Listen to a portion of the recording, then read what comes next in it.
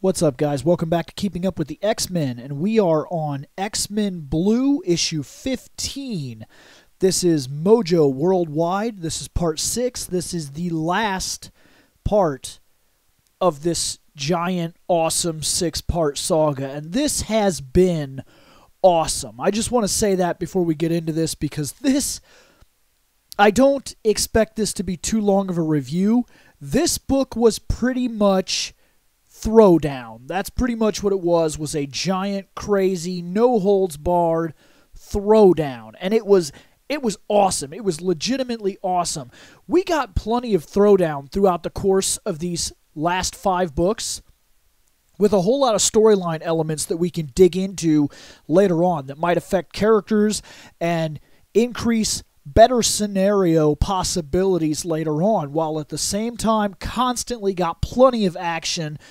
This Mojo Worldwide event has been fantastic, and this last book, expecting a major throwdown, that's exactly what we got.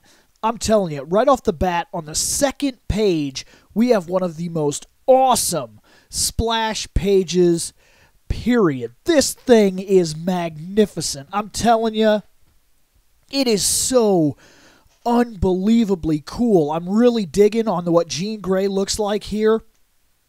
The big things that stand out to me in this image, and there's a lot. You could probably spend 20 minutes looking at this. That's not a joke. It is so magnificent. But the two biggest things that really stand out to me is I think that Jean Grey looks absolutely terrific in this shot. And I'm really, really liking Bloodstorm as well. I think that they look great. I also kind of dig on the whole Arnold Schwarzenegger big buff Iceman thing that's going on. You got Wolverine. He's punching his hand through a Terminator-esque thing. And dude, this is insanity. It is so good. It is so awesome.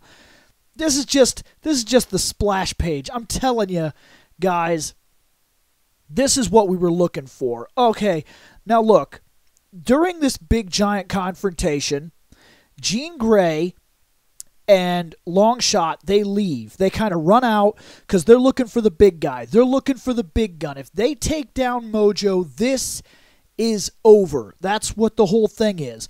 Rachel kind of finds a spot in the battlefield where she can somewhat relax. She's got guys guarding her, and she communicates with them as they run through looking. And while all this stuff is going on, all this craziness, we end up with a team of, I believe it is Jean Grey, Longshot, Colossus, Jimmy, and Old Man Logan. And they finally come across the big man. They come across Mojo, and they get pretty quickly shoved to the side. And Mojo feeds off ratings. The more ratings that he gets, the more extreme violence and the more viewers and whatnot, they kind of plug into him. They give him power. He can feed on that. So right now, and in a way, it's kind of crazy, we are enjoying this book. And in a way, we are giving him the power to fight the X-Men. It's kind of, if you really think about it, it's surreal, because if you've enjoyed this event, and I've been a huge fan of what I've seen so far in this event. So we're going from book 1, 2, 3, 4, and 5. And the whole time we've been like, this is crazy. I need to see the next. I need to see the next. I need to see the next. That's what's powering him up. So in a crazy way, we have been part of the audience participation that led us to this moment. So, oh my God, this is so crazy. Like, the fight is just extraordinary. I mean, we've got Colossus, we've got Angel, we've got Longshot, we've got Jimmy, we've got Old Man Logan, we've got Jean Grey.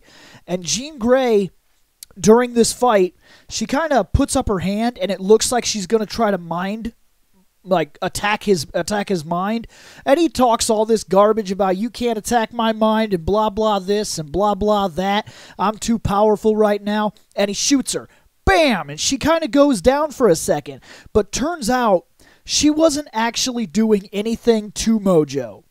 She was not attacking him at all. The other guys were holding a major offensive, so she kind of backed up and played the sneaky part. What she was really doing was that she was able to figure out that Magneto, Polaris, and Danger were here. And she sent them telepathic relays, a message that said, I'm right here, so that they could find her. So the wall rips open, and Mojo now has to contend with Danger, Magneto, Polaris, all these friggin' X-Men, and it's absolutely nuts. In order to take him out, they tear down his tower. They tear down the antenna, and it destroys his signal, and it shuts down Mojo World completely. He actually, blurs out of existence. It's absolutely nuts. And his whole, world goes dark inside the antenna and everything. And then all this stuff starts happening to where, by the end of it, they're standing outside of the antenna. And there's no antennas left. All the antennas kind of blur away, fade out of existence and whatnot. All the bad guys, all his armies and things like that, they're just wiped. They're gone. And they're standing out there, and they have this argument. They kind of tell Magneto that he's a piece of garbage and yada yada and blah blah this and blah blah that, because, I mean, let's be honest, when you've lived the life the X-Men have, and you've been a part of what they've gone through, you don't trust Magneto, okay? You just don't. And they kind of crap on Magneto here. Kitty takes an opportunity to really crap on him, and then during the whole thing, it's Colossus that's like, how about we just let him go?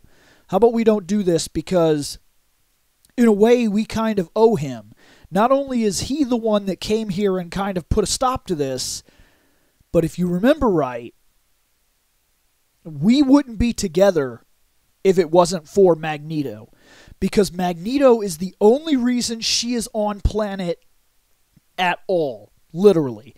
Magneto removed her from the missile, the rocket. Magneto's the one that brought her back to Earth. And if it wasn't for him, she would still be there. So yes, there's bad blood here.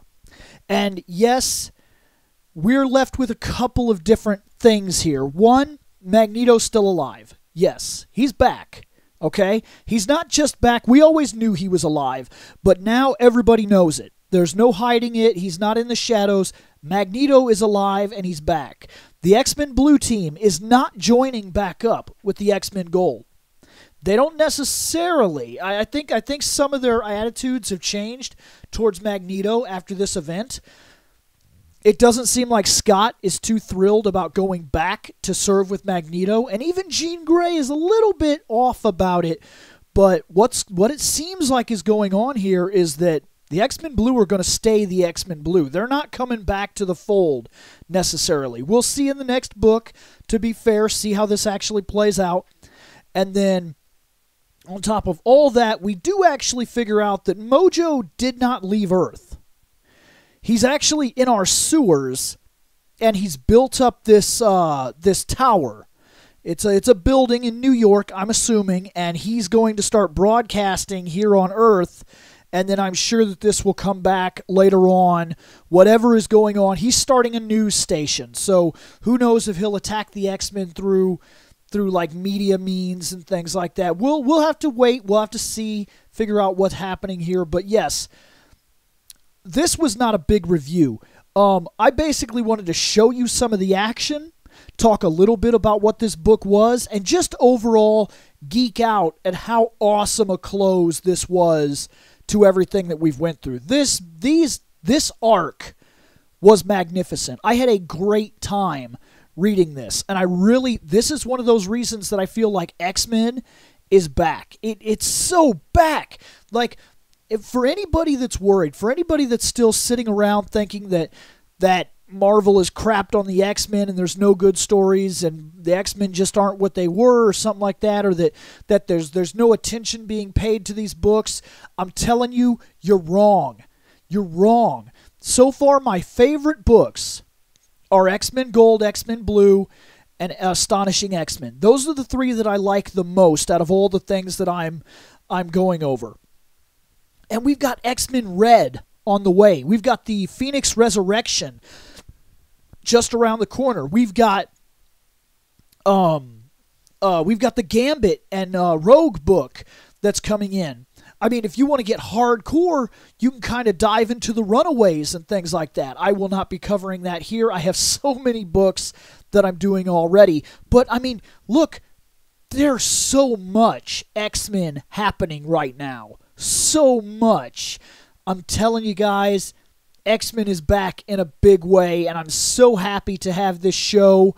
I'm so happy to be doing this. This is a huge project, and it's going to take a lot of dedication to keep this going, to be able to edit these videos and put these out all the time. And maybe sometimes I'll have to cut corners and just come in here and talk with maybe 1 or 2 still frame pictures, or maybe even do the quick actual visual podcast, basically, where I'm just sitting here talking to you, and I'll turn the book around and show you the pages I want to show you or something. There could be times when I have no choice but to do that, just to keep up, because let me tell you, keeping up with the X-Men, this is going to be a lot of work, but so far it's been worth it. The sub count is going up. The group pages are getting content, and overall, I'm excited to be on the front lines of what's happening in the X-Men right now. I think that we're back. I think that the X-Men are entering a positive age finally. And if they can keep this going, if this can keep going the way it is, and of course some of these books will die off and whatnot, but for what it's worth, right now is the time to read X-Men. You're only 15 books back.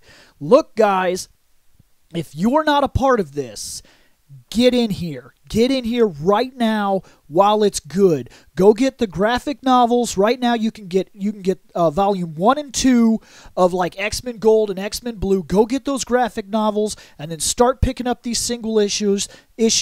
Talk to your comic shop or your bookstores or whatever you got to do. Get on a pull list. The X-Men are back in a big way, and you need to be a part of it. That's all you need to know. You are now all caught up with X-Men Blue. Later on.